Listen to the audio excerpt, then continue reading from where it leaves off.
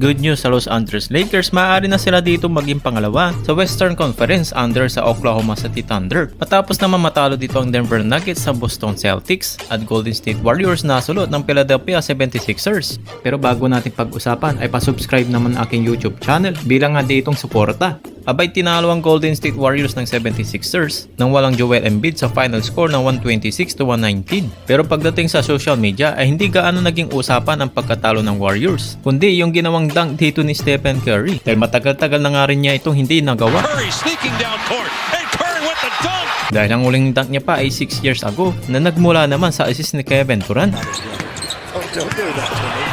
At ganun na rin katagal na mula natin ulit itong nakita dito sa greatest shooter na si Stephen Curry. Pero naman dito sa kanyang naging interview ay meron siya ditong binitawan na salita patungkol na nga ito sa kanyang ginawa dito kahapon na yun na ang kanyang magiging huling dunk sa kanyang NBA career. Bakit naman kaya? Ano kaya sa tingin nyo mga pre? Pero ako sa tingin ko ito lang yun.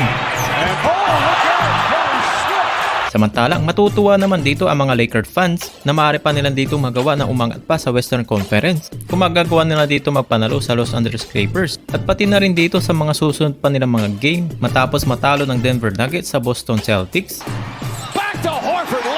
Umangat na ang Los Angeles Lakers sa 3rd seed sa Western Conference. Parang kailan lang ay nasa pang-5 or pang-6 lang sila bago ang nangyaring big trade sa pagitan ni Luka Doncic at Anthony Davis. Matapos rin kasing talunin dito ng San Antonio Spurs ang Memphis Grizzlies kahapon. Ngayon may pagkakataon pa ang Lake Show para makaangat pa sa West pagdating na nga sa 2nd seed dahil 0.5 lang ang kanilang diferensya nila ng Denver Nuggets. Matapos silang talunin ng Boston Celtics sa final score na 110-103. Kaya kung tatalunin ng Lakers ang Clippers mamaya, na possible na umangat dito ang kanilang prangkisa at sigurado magiging pangalawa na sila sa 2nd seed sa West standing. Samantalang hindi pa makakapaglaro si Rui Hachimura at mga ilang games para makabalik ito dahil na-diagnose nga ito sa kanyang naging condition. At ayon naman dito sa report ay posibleng mawala pa ito ng 1 week. We're optimistic this is not a serious injury, but At meron na rin inalabas na balita patungkol na nga dito kay Austin Reeves dahil ni-roll out na ito sa kanyang right calf injury at pati na nga rin ito si Jordan Goodwin sa kanyang right ankle injury. Good news naman ito sa Los Angeles Lakers para na nga dito kay Austin Reeves dahil wala itong nakitang serious injury at day to day na nga ito sa kanyang recovery na maaari na nga itong makapaglaro man kaagad sa kaliman dahil malaking bagay sila ni Jordan Goodwin sa Los Angeles Lakers. Ang kanilang na nga dito na iaambag, mapa-opensa man o kaya naman depensa. 15 rebounds,